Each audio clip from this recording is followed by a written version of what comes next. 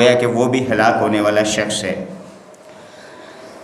تو یہ 4 قسم کے اعمال ہیں۔ آج کی نشست میں ہم صرف 2 چیزوں پہ بات کریں گے کیونکہ موضوع تھوڑا طویل ہے۔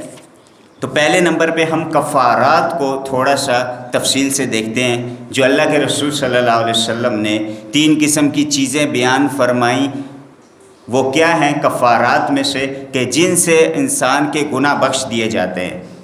وہ ہے وضو کرنا، دوسرا ایک نماز کے بعد دوسری نماز کا انتظار کرنا، اور تیسرے نمبر پہ جماعت کی نماز پڑھنے کے لیے چل کر مسجد کی طرف آنا۔ یہ 3 ایسے اعمال ہیں کہ جس سے چھوٹے گناہ رب تعالیٰ بخش دیتا ہے، اور یہ ایسے اعمال ہیں کہ فرشتے بھی ان اعمال کے ثواب لے کر آپس میں بحث کرتے ہیں، جھگڑتے ہیں کہ ہم کیا کریں گے، ہم یہ اعمال ہم لے کے جائیں گے اللہ کے حضور، اللہ کی بارگاہ میں پیش کریں گے۔ تو فرشتے آپس میں بحث کرتے ہیں، آپس میں جھگڑتے ہیں۔ نبی کریم صلی اللہ علیہ وسلم نے ارشاد فرمایا، عبداللہ بن عباس رضی اللہ عنہ راوی ہیں، فرماتے ہیں کہ آپ صلی اللہ علیہ وسلم فرماتے ہیں، اتانی لیلۃ ربی تبارک و تعالی فی احسن صورت، کہ اللہ رب العزت بہت اچھی صورت میں، اچھی شکل میں، کما یلیق بشأنہ،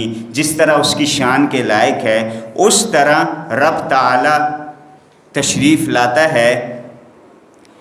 قال احسبہ فی المنام، جو راوی ہیں حدیث روایت کرنے والے، وہ کہتے ہیں کہ میرا گمان ہے کہ آپ صلی اللہ علیہ وسلم نے یہ فرمایا کہ خواب میں۔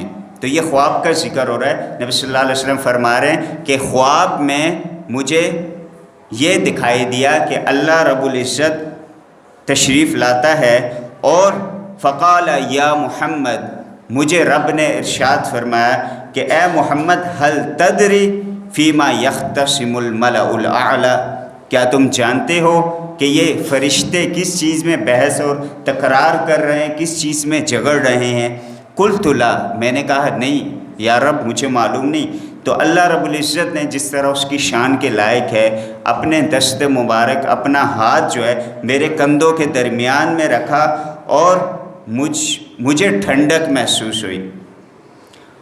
مجھے جیسے ہی ٹھنڈک محسوس ہوئی تو اللہ کے حکم سے مجھے تمام چیزیں میرے سامنے آ گئیں، یا ساری چیزوں کا، آسمان اور زمین میں موجود چیزوں کا اس وقت کا علم مجھے دے دیا گیا اس وقت۔ تو اللہ نے فرمایا دوبارہ، یا محمد هل تدری فیما یختصم الملأ الاعلی، اے محمد جانتے ہو کہ یہ فرشتے کس چیز میں بحث کر رہے ہیں؟ میں نے کہا جی مجھے معلوم ہے، پہلے نہیں معلوم تھا۔ رب کے حکم سے، اللہ کے اذن سے، اللہ کی جس طرح شان تھی اس طرح رب نے اپنا ہاتھ رکھا، اور نبی صلی اللہ علیہ وسلم کو وہ چیز وحی کر دی گئی، اور فرمایا جی ہاں مجھے معلوم ہے کہ کس چیز میں یہ لوگ جھگڑ رہے فرشتے۔ فرمایا الکفارات۔ اچھا، اس میں یہ بھی چیز یاد رہے، یہ ایک الگ موضوع ہے، وہ کیا ہے کہ اللہ رب العزت کا دیدار، اللہ رب العزت کا دیدار، کیا نبی صلی اللہ علیہ وسلم کو دیدار نصیب ہوا یا نہیں؟ سورۃ النجم میں جو ہے اس کی تفسیر موجود ہے، اس کی تفسیر بھی دیکھی جا سکتی ہے۔ تو اس میں صحابہ میں بھی اختلاف موجود تھا، لیکن اماں عائشہ رضی اللہ عنہا فرماتی ہیں کہ جس شخص نے یہ ادعا کیا، دعویٰ کیا کہ اللہ کے رسول صلی اللہ علیہ وسلم نے اللہ کو دیکھا، اس نے جھوٹ کہا، وہ جھوٹا ہے، اس نے جھوٹ کہا۔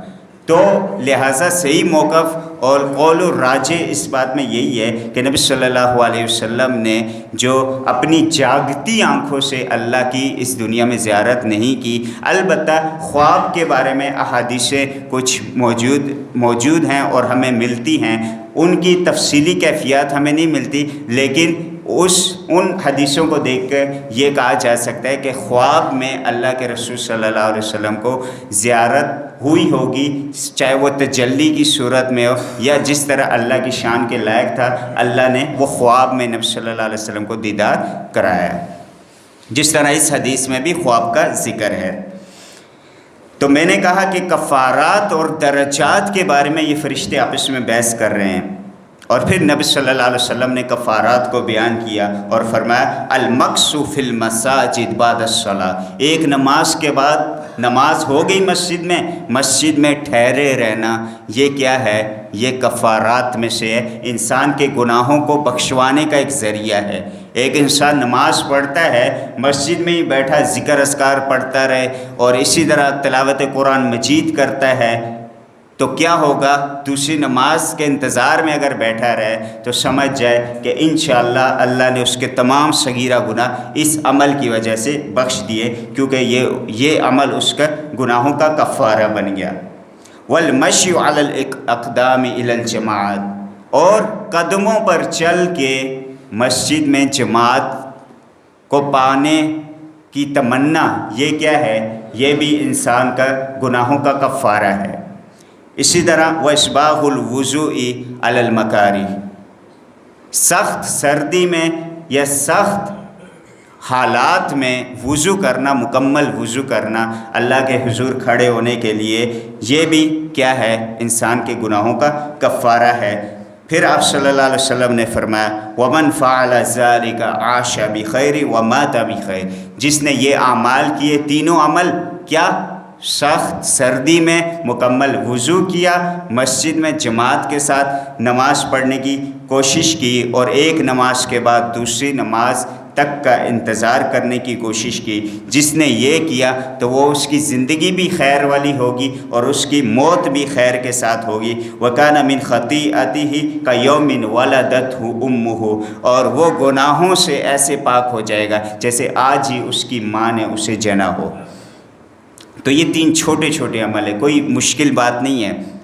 دنیا کی چیزیں، دنیا کے پیشکشیں، آفرز، اگر کہیں ڈیل لگی ہو، سیل لگی ہو کہ بھائی 3 دن کی جو ہے سیل ہے، 3 دن سیل ہے فلاں چیز پہ، فلاں پروڈکٹ پہ، تو میں اور آپ جو ہے لازمی کوشش کرتے ہیں کہ اس چیز کو پا لیں۔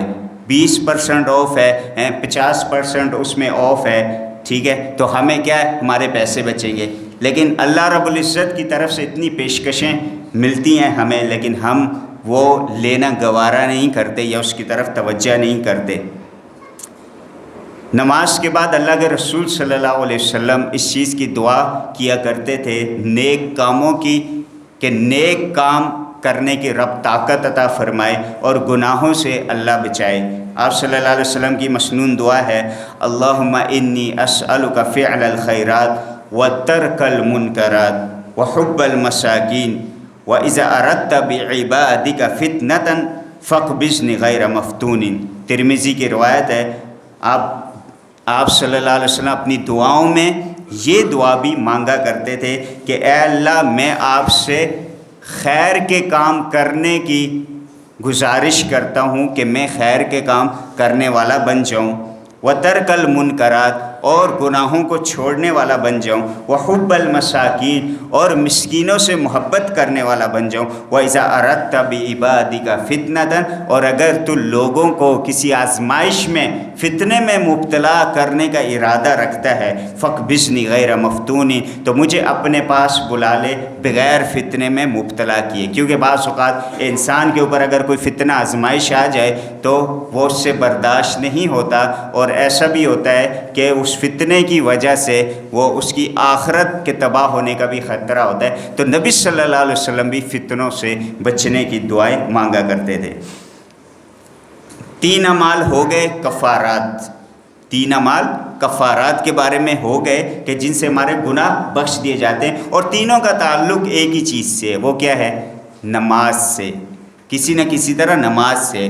وضو کیا سردی میں، اس کا تعلق بھی نماز سے۔ جماعت کو پانے کی کوشش کی، اس کا تعلق بھی نماز سے۔ ایک نماز کے بعد دوسری نماز کا انتظار کیا، اس کا تعلق بھی گویا کہ مسجد یا نماز سے ہے۔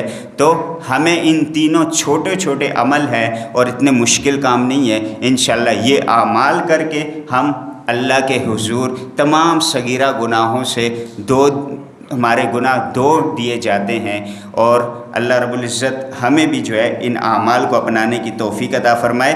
دوسری 3 چیزیں کہ جن سے انسان کے درجات بلند ہوتے ہیں۔ گناہ 2 دیے گئے، اب میری اور آپ کی خواہش بحیثیت مسلمان کیا ہونی چاہیے کہ ہمیں پروموشن ملے، اللہ کے حضور کسی بڑی پوسٹ پہ ہمیں جو ہے نافذ کیا جائے، یا وہاں پہ ہمیں رب تعالیٰ کسی اگلی پوسٹ میں ہمیں بھیج دے، تو وہ کیا ہیں؟ وہ 3 اعمال چھوٹے چھوٹے کیا ہیں؟ بہت آسان ہے۔ سلام کرنا، سلام کرنے سے انسان کے درجے بلند ہوتے ہیں۔ کھانا کھلانا، یہ بھی کوئی مشکل کام نہیں ہے۔ اور اسی طرح قیام اللیل، رات کو نہیں اٹھا جاتا تو فجر سے 10 منٹ پہلے اٹھ کے صرف 2 رکعتیں آپ پڑھ لیں، تب بھی آپ کا قیام اللیل جو ہے لکھ لیا جائے گا۔ تو یہ چھوٹے چھوٹے اعمال، ان کی تفصیلات کس طرح ہیں؟ کفارات جو ہیں، اس سے پہلے ایک اور حدیث ملاحظہ کر لیں۔ جو کفارات ہیں جو ہم نے بیان کیے کہ جس سے کیا ہوتا ہے؟ گناہوں کو بخش دیا جاتا ہے، صغیرہ گناہوں کو، ان کو کر لینے سے بھی درجے بھی بلند ہوتے ہیں۔ ایسا نہیں کہ وہ کر لیے، اس کے صغیرہ گناہ معاف ہو گئے اور درجے نہیں بلند ہوئے، بلکہ درجے بھی رب بلند فرماتا ہے۔ ابو سعید الخدری رضی اللہ عنہ روایت کرتے ہیں نبی صلی اللہ علیہ وسلم سے، آپ نے ارشاد فرمایا، الا ادلکم ما یکفر اللہ بہ الخطایا ویزید فی الحسنات، کیا میں تمہیں وہ چیزیں نہ بتلاؤں کہ جن سے اللہ تمہارے گناہوں کو بخش دیتا ہے اور تمہاری نیکیوں میں اضافہ کرتا ہے۔ آپ صلی اللہ علیہ وسلم نے پھر یہی 3 اعمال جو ہم عرض کر چکے، جن کا تعلق نماز یا مسجد سے ہے، یہ بیان فرمائے۔ تو ان سے کیا ہوتا ہے؟ گناہ بھی بخشے جاتے ہیں اور درجے بھی بلند ہوتے ہیں۔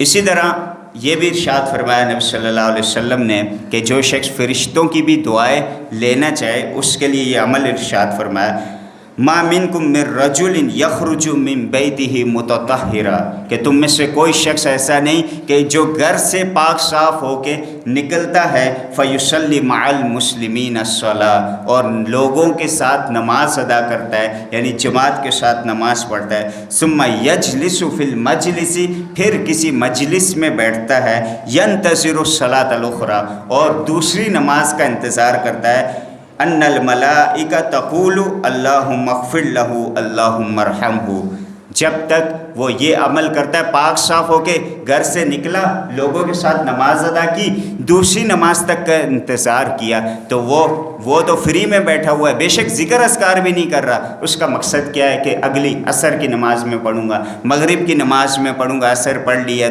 تو اس مقصد کے لیے بیٹھا ہوا ہے، اور یہ مقصد ہے ذکر اذکار بھی نہیں کر رہا، تو اس کے لیے ذکر اذکار اور دعائیں کرنے والے کون ہوتے ہیں؟ رب کے فرشتے، اللہم اغفر لہ اللہم ارحمہ، اے اللہ اس کی مغفرت فرما، اے اللہ اس پر رحم فرما۔ جب فرشتے جو معصوم عن الخطا ہوتے ہیں، جن کا کوئی بھی گناہ نہیں، ہم کسی معتبر بندے کے پاس جاتے ہیں، مولوی صاحب کو ہم سمجھتے ہیں کہ بھائی وہ چلو مسجد میں رہتے ہیں، ہماری بنسبت کم گناہ ان کے، ہم ان سے درخواست کرتے ہیں مولوی صاحب ہمارے لیے دعائیں فرمائیں، دعا کریں، کیوں؟ ہم سمجھتے ہیں تھوڑے پرہیزگار ہیں، ہماری بنسبت اچھے ہیں۔ تو اللہ کے فرشتے جو ہیں، جن سے کوئی خطا کبھی نہیں ہوئی، لا یعصون اللہ ما امرہم ویفعلون ما یؤمرون، جو بھی رب فرماتا ہے وہ کر گزرتے ہیں اور اللہ کی کبھی نافرمانی نہیں کرتے۔ وہ جب انسان کے لیے دعا کریں گے تو کیا ان کی دعا قبول نہیں ہوگی؟ یقیناً ہوگی۔ تو کیا ہے؟ چھوٹا سا عمل، ایک نماز کے بعد دوسری نماز کا انتظار کرنا۔ ہم تو کیا کرتے ہیں کہ سنتیں بھی ہم سے رہ جاتی ہے، سلام پھیرا، چاہے وہ جمعے کی نماز ہو یا کوئی اور نماز ہو، سلام پھیرا امام صاحب نے، اور امام صاحب ابھی سیٹ ہو کے بیٹھے نہیں کہ ہم جو ہے چپل پہن رہے ہوتے ہیں، جوتیاں پہن رہے ہوتے ہیں اور مسجد کے گیٹ کے پاس پہنچ جاتے ہیں۔ کم از کم پورا ثواب اگر ہم نہیں بھی لے سکتے، دوسری نماز تک کا انتظار، ظاہر معاملات ہوتے ہیں، ہم اگر نہیں فارغ، ہماری چھٹی نہیں ہے، تو اس صورت میں تھوڑا سا ثواب تو ہمیں لے لینا چاہیے کہ تھوڑی دیر بیٹھ کر ذکر اذکار لازمی کریں۔ جو نبی صلی اللہ علیہ وسلم کی سنتیں ہیں، وہ سنتیں ادا کرنے کی کوشش لازمی کریں۔ اگر سنتیں نہ بھی ادا کرنی ہو کسی نے کسی وجہ سے، تو کم از کم ذکر اذکار جو ہے، مسنون اذکار جو ہیں، وہ لازمی پڑھ لیے جائیں۔ جتنی دیر انسان بیٹھے گا انشاءاللہ اس کے درجے بلند ہوتے رہیں گے اور فرشتوں کی دعائیں اسے ملتی رہیں گی۔ ایک روایت میں ہے کہ جو یہ 3 اعمال کرے گا، جن کا ذکر پہلے ہو چکا، جن کا تعلق مسجد یا نماز سے ہے، فرمایا فذالکم الرباط، فذالکم الرباط، فذالکم الرباط، 3 مرتبہ فرمایا کہ یہی جہاد ہے، یہ اس کا جہاد ہے، یہ اس کا جہاد ہے۔ جہاد کی بہت ساری قسمیں ہوتی ہیں، ان میں سے ایک قسم صحیح مسلم کی یہ روایت ہے، یہ بھی ہے کہ ایک مسلمان یہ 3 چھوٹے چھوٹے اعمال کر لے، مسجد میں آ کے نماز پڑھے، سخت حالت میں، سخت ٹھنڈ میں وضو کرے، اور اسی طرح ایک نماز کے بعد دوسری نماز کا انتظار کرے، تو اسے مجاہد جتنا کیا ملے گا؟ ثواب ملے گا۔ اور یہ کوئی مشکل کام نہیں لگتا، لیکن وہی بات ہے جسے اللہ توفیق دے۔ لہٰذا اگر آپ یہ سمجھتے ہیں، ہمارے پاس سوالات بھی آتے رہتے ہیں کہ ہمیں نیکی کرنے کا من نہیں کرتا یا جی نہیں چاہتا، نیکی کی نہیں جاتی اور گناہوں کی طرف ہمارا زیادہ زور ہوتا ہے، تو لا حول ولا قوت الا باللہ، یہ نبی صلی اللہ علیہ وسلم کی مسنون دعاؤں میں سے یہ بھی ہے کہ نیکی کرنے کی طاقت اور گناہوں سے بچنے کی توفیق صرف اللہ کی مدد سے ہی ہوتی ہے۔ یہ دعا ایک انسان پڑھے اگر کسی کا نیکی کرنے کا اس طرح سے دل نہیں کرتا اور اس سے گناہ زیادہ ہوتے ہیں، تو وہ کیا کرے؟ لا حول ولا قوت الا باللہ، اس کا ورد کیا کرے۔ مزید جو فضائل ہیں ان چیزوں کے، وضو کے، نبی صلی اللہ علیہ وسلم نے ارشاد فرمایا من توضأ فاحسن الوضوء خرجت خطاياه من جسده حتى من تحت اظفاره۔ مسلم کی روایت ہے کہ جس نے اچھی طرح سے وضو کیا، اچھی طرح سے، ایسا نہیں کہ وضو بھی ہم جو ہے بعض اوقات جلدی میں ایسا وضو کرتے ہیں کہ ہم نبی صلی اللہ علیہ وسلم کی دعاؤں اور بشارتوں کے بجائے وعید کا شکار ہو جاتے ہیں۔ نبی صلی اللہ علیہ وسلم نے ایک صحابی کو دیکھا، ان کا جو ہے وضو کرنے کے بعد ٹخنا خشک تھا، آپ نے فرمایا ویل للعقاب من النار، ٹخنے کا جو حصہ خشک رہے گا، وضو کا پانی نہیں پہنچے گا، اس کے لیے جہنم کی آگ ہے۔ تو لہٰذا وضو کرتے ہوئے انگلیوں کا خلال انسان اچھی طرح کرے، جن کی داڑھی ہے وہ داڑھی کا خلال کریں، اور پاؤں کی جو انگلیاں ان کا بھی خلال کرنا چاہیے، اور اسی طرح اپنے جو ٹخنے ہیں ٹخنوں کو بھی اچھی طرح گیلا کرنا ہے۔ ایسا نہ ہو کہ ہم وضو بھی کر رہے ہیں، نیکی سمجھ کے کر رہے ہیں، لیکن کوئی جگہ خشک ہو گئی، الٹا جو ہے وہ وضو بھی جو ہے ہمیں جہنم میں لے جانے والا نہ بن جائے۔ تو لہٰذا ان چیزوں کی احتیاط کرنی چاہیے۔ تو آپ نے ارشاد فرمایا جس نے اچھی طرح سے وضو کیا، خرجت خطاياه من جسده، اس کے گناہ اس کے جسم سے ایسے نکل جاتے ہیں، حتیٰ تخرج من تحت اظفارہ، یہاں تک کہ اس کے جو ناخن ہیں، ناخن کے اندر بھی اگر کوئی گناہ ہے تو وہ بھی اللہ بخش دیتا ہے، وہ بھی گناہ نکل جاتے ہیں۔ تو اتنا چھوٹا سا عمل ہے، ایک مسلمان کی یہ شان ہے کہ زیادہ سے زیادہ وہ وضو میں ہی رہے۔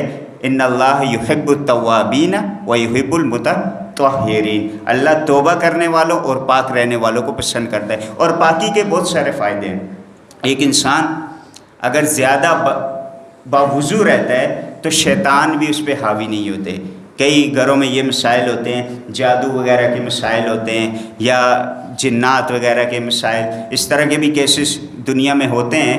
تو ایک اہم وجہ جو ہوتی ہے، اگر آپ سروے کر لیں یا سرچ کر لیں تو کیا ہوتی ہے؟ ناپاکی ہوتی ہے۔ انسان اگر پاک صاف رہے تو شیاطین حاوی نہیں ہوتے۔ اسی طرح رات کو سونے سے پہلے جو ہے کیا کرے انسان، اگر باوضو ہو کر سوئے تو انشاءاللہ رات کو بھی وہ انسان اللہ کی حفاظت میں رہتا ہے۔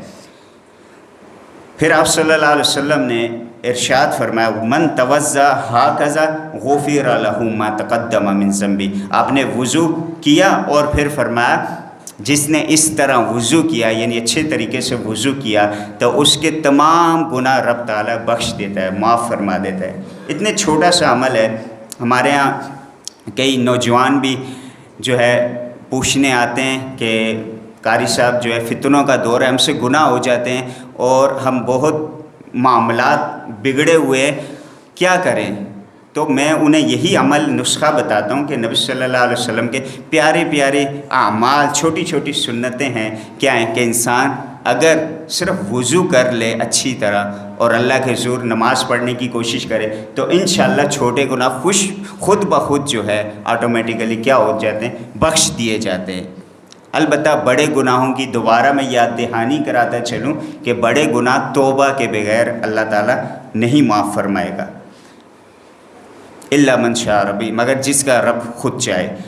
اسی طرح نبی صلی اللہ علیہ وسلم نے ارشاد فرمایا، صحیح مسلم کی یہ بھی روایت ہے، انتم الغر المحجلون یوم القیامہ من اسباغ الوضوء فمن استطاع منکم فیطل غرتہ وتحجیلہ، کہ قیامت کے دن تمہارے وضو کے اعضاء جو ہوں گے وہ چمک رہے ہوں گے، وہ روشن ہوں گے، تو لہٰذا جو بھی تم میں سے یہ چاہتا ہے کہ کل قیامت کے دن وہ زیادہ روشنی والا، چمکنے والا ہو، تو اسے چاہیے کہ وہ زیادہ سے زیادہ کس کا اہتمام کرے، وضو کرے۔ ظاہر ہے زیادہ پاکی اختیار کرے گا، وضو کرے گا، تو کل قیامت کے دن یہ اعضاء جہاں پہ وضو کا پانی لگے گا وہ قیامت کے دن چمک رہے ہوں گے۔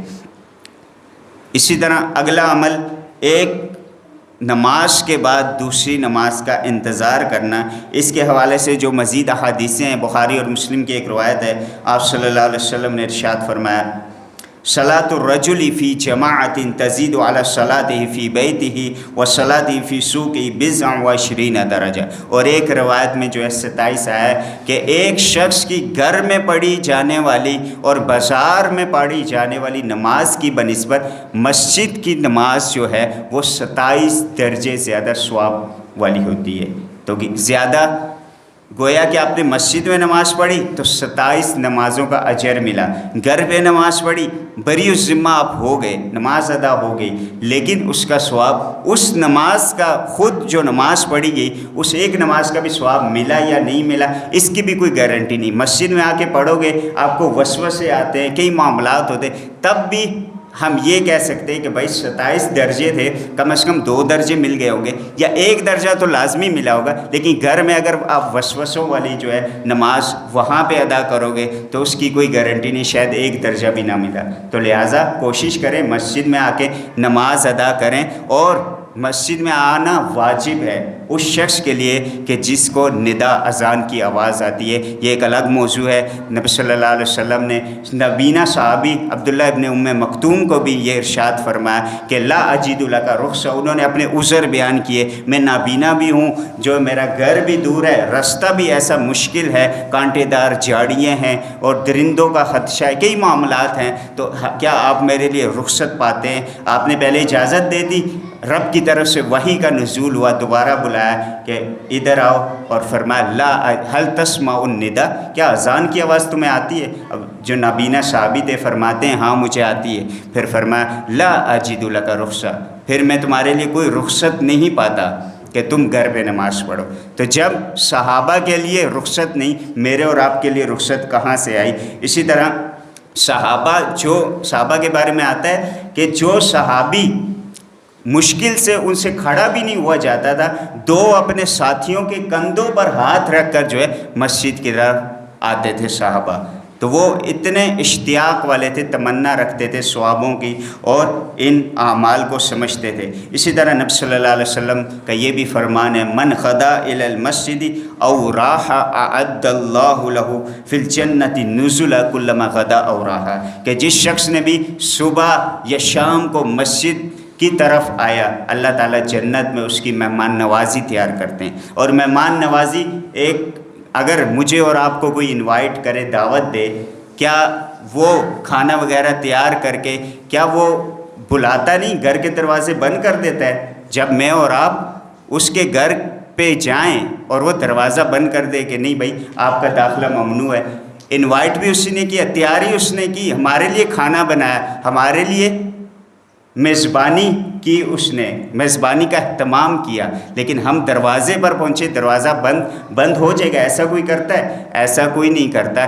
اسی طرح اللہ نے جب یہ ارشاد فرما دیا کہ اللہ اس کے لیے کیا تیار کرتا ہے، میزبانی کا اہتمام کرتا ہے، اس کی مہمان نوازی کی جائے گی، تو کیا مطلب ہوا کہ اسے جنت میں بلایا جائے گا؟ ایسا تو نہیں نا کہ اس کی مہمان نوازی کا اہتمام کیا گیا اور جنت میں داخلہ نہ ملا۔ تو اس کا ڈائریکٹ مطلب یہ بھی ہے کہ گویا کہ اس کے لیے جنت انتظار کر رہی ہے، کس شخص کے لیے؟ کہ جو صبح اور شام مسجد کی طرف آتا ہے۔ اسی طرح درجات میں بلندی جو ہمارا دوسرا ٹاپک ہے، ٹوٹل 6 چیزیں ہم نے آج کی نشست میں بیان کی ہے کہ جن اعمال سے درجے بلند ہوتے ہیں کھانا کھلانا. اور یہ آسان لفظوں میں کھانا جو ہے، آپ نبی صلی اللہ علیہ وسلم نے یہ بھی ارشاد فرمایا کہ اگر آپ اپنی زوجہ کے منہ میں لقمہ ڈالتے ہیں وہ بھی آپ کے لیے صدقہ ہے. ٹھیک ہے، اپنے گھر والوں کی ضرورتیں اگر آپ پوری کرتے ہیں وہ بھی صدقہ ہے، وہ بھی ان چیزوں میں آتا ہے. ہم جو ہے لوگوں کو، دوستوں کو، کبھی میٹنگوں میں چلے جاتے ہیں، کبھی مجلسوں میں دوست نکل جاتے ہیں، سیر سپاٹے کو چلے جاتے ہیں، لیکن ہمارے بچے جو ہے وہ ترستے رہتے ہیں. تو یہ بھی غیر مناسب عمل ہے. سب سے پہلے وابدأ بمن تعول، نبی صلی اللہ علیہ وسلم فرمایا کہ سب سے پہلے اپنے اہل خانہ سے شروع کرو، یعنی ان کی دیکھ بھال اور ان پر صدقے وغیرہ کے کام کرنے ہیں ہم نے. تو لہٰذا 3 اعمال جو مختصر طور پہ میں بیان کرتا چلوں کہ ایک کھانا کھلانا، وہ آپ کسی مسکین کو کھانا کھلائیں، اس کا بھی بہت درجہ ہے. قرآن مجید میں بھی بے شمار جگہ اس کا ذکر ہے. اور آپ کسی مہمان کو کھانا کھلائیں، اس کی بھی بہت فضیلت ہے. اور اسی طرح آپ گھر والوں کو کھانا کھلائیں، ان پر خرچ کریں، اس کی بھی بہت فضیلت ہے. اسی طرح دوسرے نمبر پہ سلام کرنا. سلام جسے السلام علی من عرفت ومن لم تعرف، جسے آپ جانتے ہو جسے نہیں جانتے، ہر کسی کو سلام کرنا. اور سلام سے جو ہے نبی صلی اللہ علیہ وسلم نے ارشاد فرمایا کہ میں تمہیں ایسی چیز کی خبر دوں جس سے تم میں محبت میں اضافہ ہو. صحابہ نے عرض کیا جی فرمائیے. آپ نے ارشاد فرمایا افشوا السلام، سلام کو عام کرو. اور تیسری چیز جو ہے آج کی نشست کی وہ ہے قیام اللیل، رات کو قیام کرنا. اور یہ بھی نبی صلی اللہ علیہ وسلم نے ارشاد فرمایا، اس کی بہت فضیلت ہے کہ یہ تم میں سے پہلے صلحاء کا کام تھا. تو یہ بھی ہم اس کا بھی اہتمام کریں، کم از کم 2 رکعتوں کا اہتمام کریں. انشاءاللہ آپ کے چہروں پر نورانیت بھی ہوگی، آپ کے دن بھر کے کام بھی آسان ہوں گے. آپ اگر سروے کریں، دنیا دار جو بڑے بڑے جو ہے اسٹیٹس والے لوگ ہیں، دنیا دار ہیں، وہ کس ٹائم اٹھتے ہیں؟ کوئی 3 بجے اٹھتا ہے، کوئی 4 بجے اٹھتا ہے. آپ لوگوں کو زیادہ مجھ سے نام آتے ہوں گے، بل گیٹس اور مارک زکربرگ اور پتہ نہیں کیا کیا نام بھی اتنے مشکل ہیں ان کے. وہ لوگ جو ہے ان کی اگر آپ بایوگرافی پڑھیں، کوئی 3 بجے اٹھتا ہے، کوئی 4 بجے. سب سے پہلے کام کیا کرتے ہیں؟ ایسا نہیں کہ اٹھ کے جو ہے بزنس شروع کر دیا، میڈیٹیشن کرتے ہیں، مراقبہ کرتے ہیں. اللہ تبارک و تعالیٰ نے ہم اتنا بہترین مراقبہ کس صورت میں عطا کیا؟ نماز کی شکل میں، کہ آپ احسان کے درجے میں رہ کے جو ہے اگر نماز کو ادا کرتے پوری یکسوئی کے ساتھ، تو انشاءاللہ دنیا کے سارے مراقبے اس مراقبے کے آگے فیل ہو جاتے ہیں. اور آپ کی دن بھر کی جو ہے ایکٹیویٹی وہ جو ہے بالکل آپ ایکٹیو چش اور چاق و چوبند رہتے ہیں. اور تمام جو ہے دنیا کے کام بھی رب تعالیٰ آپ کے لیے سنوار دیتا ہے. اللہ رب العزت سے دعا ہے کہ ہمیں ان اعمال پر عمل کرنے کی توفیق عطا فرمائے.